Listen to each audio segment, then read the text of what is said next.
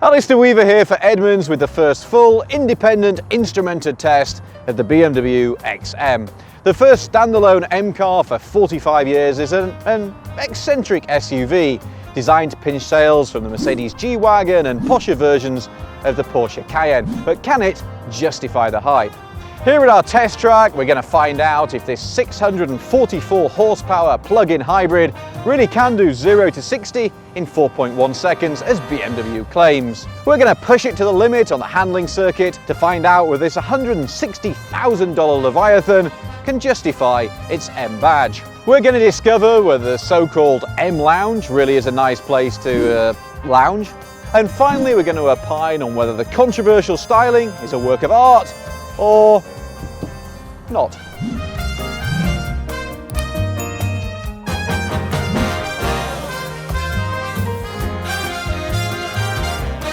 And now, without further ado, let's get on with it. We're about to kick off with the acceleration test, but before we get there, let's talk about how we ended up here.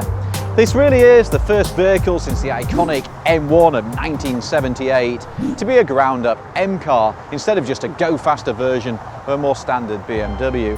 It's a trick that Mercedes has also been trying with AMG because if it sounds more grandiose, you can charge more. And charge more, they certainly do. Built in South Carolina, the XM is the most expensive vehicle that BMW makes today, costing over $30,000 more than the equivalent X5 or X6M. For that, you get a fusion of BMW bits. The XM has the same wheelbase as the 3-row X7, but it only seats 5 and it's shorter and lower. Under the hood is BMW's familiar 4.4-litre twin-turbo V8, plus an electric motor, an 8-speed gearbox, and there's all-wheel drive. And it is unbelievably heavy, as we're about to find out. So we've rolled it onto the scales. The numbers are in. Brian, what's your best guess? 5,550 pounds. So that's about the same as a Ram 1500 off the top of my head. Kurt? It is a hybrid, a plug-in hybrid, and it has all-wheel drive, so I'll say 58. 5,800, so heavier than a full-size truck. Rex? I'm going with Price is Right numbers, and I'm going to say 5,900 pounds and up him by 100. I think it's about TRX Raptor. 5,900. Scales, Edmunds scales do not lie. Very expensive. 6,057 pounds. So, 6,057 pounds. To put that into context, a typical Honda CR-V weighs 3,750 pounds. A high-trim Ram 1500, about 5,700 pounds. And a Ford Raptor R, a mere 6,003 pounds. So, this 5-seater SUV is heavier than an off-road performance truck. Madness. How will all that mass impact on performance? Let's find out. This is our test track, where we measure every car that secures an official Edmunds rating. It's normal asphalt, like the real world, and for those who care about these things, we're just outside LA at sea level. With its electric motor and gas engine working in harmony, the XM generates 644 horsepower and 590 pounds-feet of torque, versus 617 horsepower for the much lighter X5 and X6 competition. BMW says it's good for 0 to 60 in 4.1 seconds, but we never take their word for it. For consistency, all our numbers are run by members of our dedicated test team.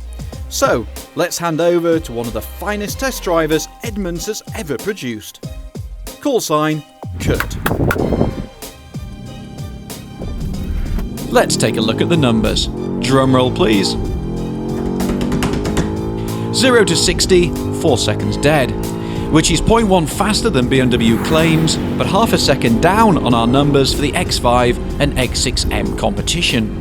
Anything that weighs over 6,000 pounds and does 0 to 60 in, sub 5 seconds. It's quick. It hit the quarter mile in 12.1 seconds at 114 miles an hour. Still half a second down on an X5M, and only a smidgen faster than the more off-road orientated G63 AMG. Braking, 104 feet is the best of our sample, with the AMG lagging behind. On the skid pad, it recorded 0.98 G. better than the G-Wagon, but less than the X5, X6 siblings. So, what we have here then is a dedicated M car that's actually slower and less grippy than the cheaper M versions of BMW's family SUVs.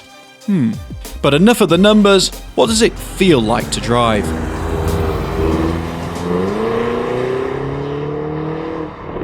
Honestly, for an SUV that weighs this much, this disguises its enormous girth with remarkable finesse. There are so many electronics working to overpower the basic laws of physics. So you've got electronic roll control designed to keep the body flat during the corners. You've got fancy M-tune differentials going on to help the all-wheel drive system. That's sending a bit more power in sport mode to the rear. You've got a lot to help you.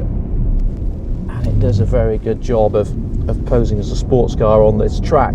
The other thing that's working with me, particularly on through these tight and twisty corners, is the four-wheel steering, which the rear wheels can actually move in either direction to either improve the maneuverability or the agility and stability at speed. And that certainly helps to make the car feel smaller and more agile than it actually is, more towards, say, an X3 than an X7, and that's genuinely impressive.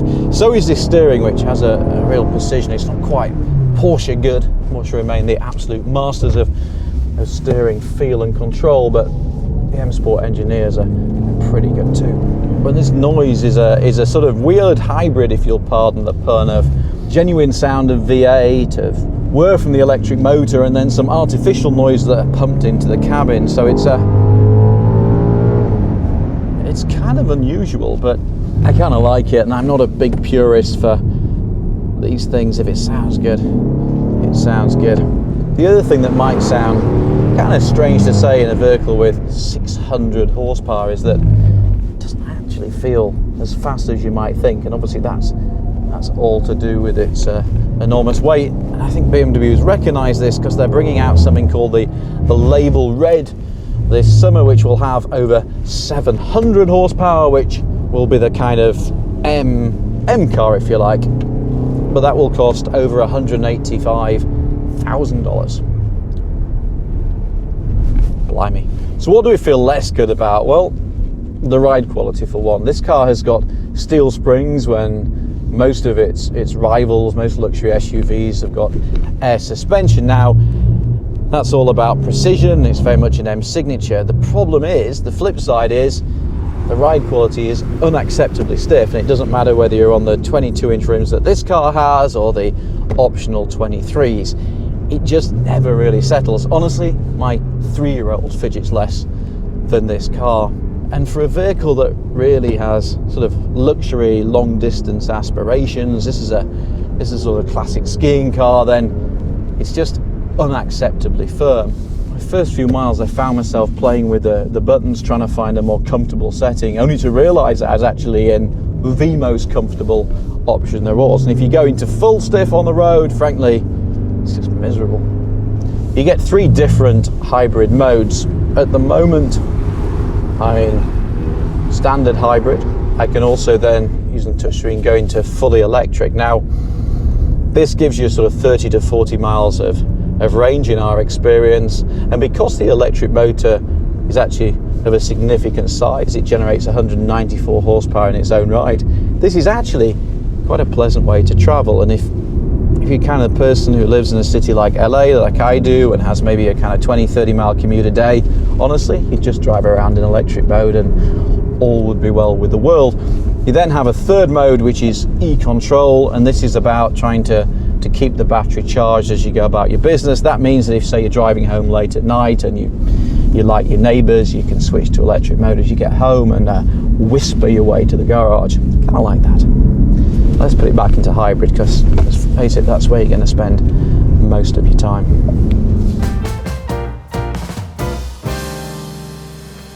We should probably talk about the aesthetics.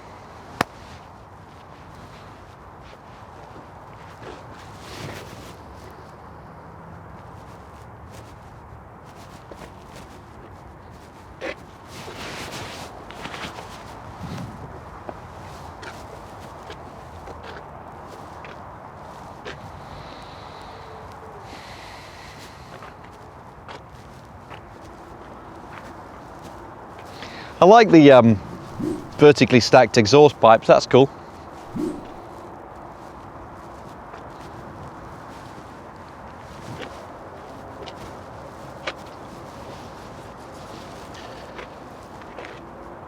Should we look inside?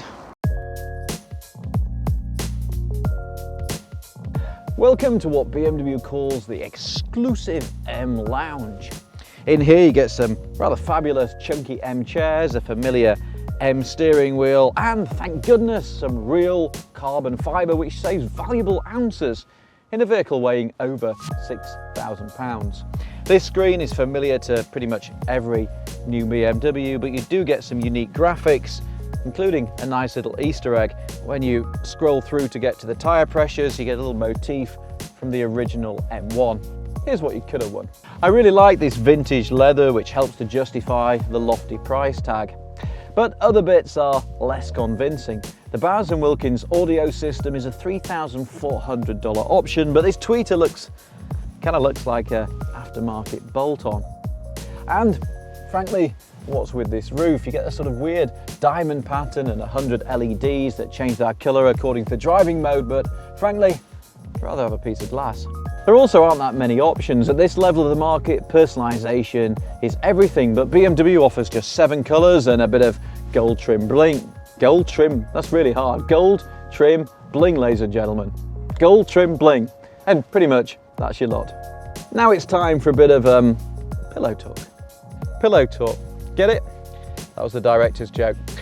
Anyway, moving swiftly on.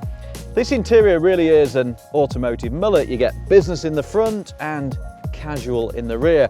There's tons of leg and headroom. Remember, I'm 6'4", but what you don't get is an entertainment system, a massage function, even a sunblind. Instead, it's just a pretty flat, pretty squidgy bench that doesn't adjust in any way, which for an M car is a bit strange. And it means that if your driver drives in a spirited fashion, this happens. How are you back there? Is everything all right? It's I'm lounging in in considerable comfort, but Good. I'm a terrible passenger.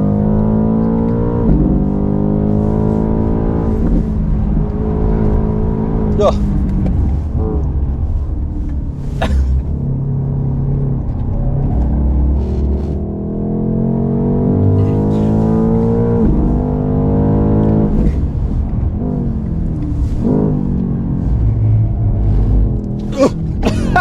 This is awful! Deeply unpleasant. Trunk space, I hear you say. Well, the load lip is exceptionally high and there's less space in here than you'll find in either Porsche Cayenne or even a Lamborghini Urus. I have a couple of tiny kids and frankly, this would only just about work for me. Then there's this bag which looks like an escapee from a lifestyle magazine. It's actually tethered with a little carabiner to the back of the trunk. What is it for? Well, all it actually hides, if I can unzip it in a timely fashion, is the cable for the plug-in hybrid system. That's it. If you want a metaphor for the car, it's sitting right there.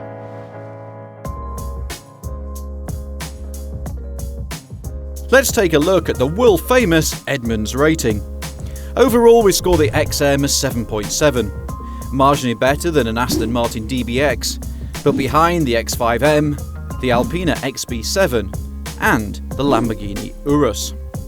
So M's sophomore album is a bit of a challenge. It's like the band members spent the last 45 years doing drugs and then had a massive fight. It's got steel springs to make it feel like an M3, but then a rear seat like a Rolls Royce. It's bold, but a bit fake. Couture, but strangely mass market. Honestly, we spent the past few days trying to figure out what this vehicle's for and who's going to buy it, and we're still at a bit of a loss. It doesn't have the heritage and the off-road chops of the Mercedes G-Wagon. It's not as customizable as a Cayenne, and it doesn't have the dynamic prowess to pose as a slightly less rich person's Lamborghini Urus. And yet, on the 405 yesterday, somebody in an old BMW 540i drove alongside me, wound down his window and went, And I think that's why people are going to buy it, because some people are going to love how it looks.